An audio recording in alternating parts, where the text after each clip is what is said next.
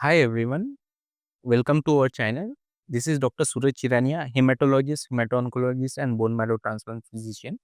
Today we will dive into one of the most important topics, thalassemia, sickle cell anemia, what you need to know.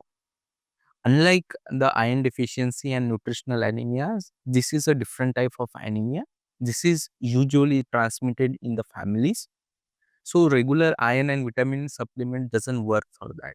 So if you and your loved ones are having a problem where anemia doesn't improve with iron and vitamin supplementation, you need to take a expert advice. So we will try to understand what is thalassemia, sickle cell anemia. These are the genetic condition. First is thalassemia.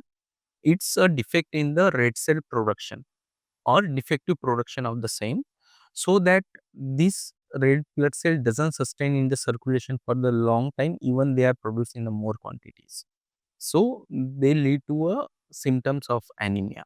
Second, sickle cell anemia. In this cell, the production is okay, but the shape of RBCs, means hemoglobin, is altered. They become crescent shape instead of round. So this crescent shaped RBC clog the blood vessels, causes the pain, severe pain, infections, and can damage the organs like liver and kidneys. So whenever we suspect such problems, this is need to get genetic test done when it is not corrected with the iron and vitamin supplements.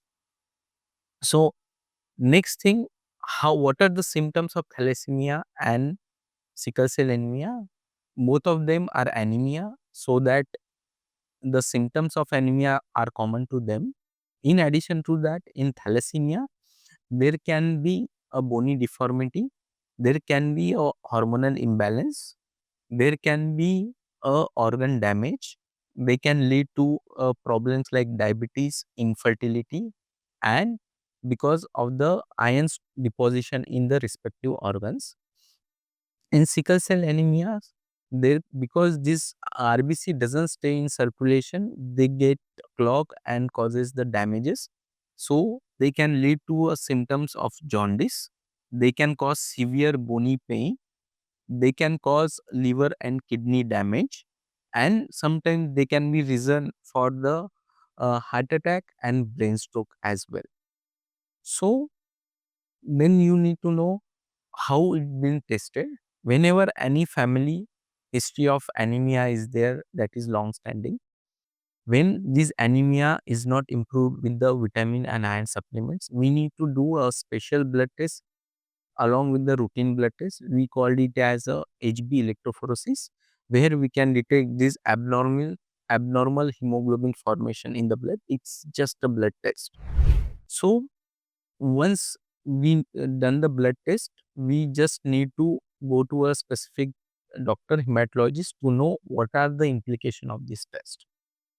So when you are planning for any pregnancy or getting married, we always advise, even if you are asymptomatic but your hemoglobin is low, to get this test done. Because if you understand the thalassemia, sickle cell anemia, thalassemia has a three types: thalassemia trait, thalassemia intermedia, and thalassemia major. In intermedia and thalassemia trait, there may not be symptoms except for a low hemoglobin. But if the person having thalassemia trait and intermedia marry a second person which is a thalassemia trait and intermedia, the children can have a thalassemia major, which is a very debilitating condition that requires regular blood transfusion and bone marrow transplant as a curative options. In sickle cell anemia, also same. Whenever we plan to get married, then we need to do this HB electrophoresis, a simple test, because sickle cell trait also is of two types: sickle cell trait and sickle cell disease. So sickle cell trait may not manifest, but sickle cell disease can manifest.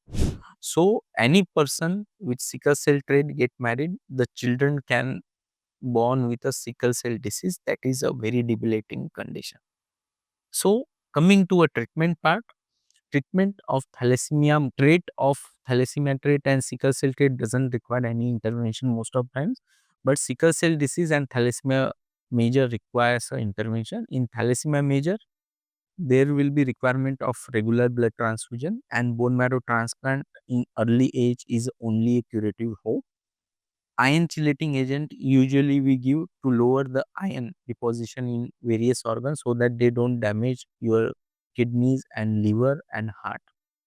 In sickle cell disease, the regular hydration, drinking lot of water, hydroxyurea if appropriate doses and appropriate time needs to be started. We need to treat the pain episode at the earliest, and in both of the condition, in chances of getting infection are higher.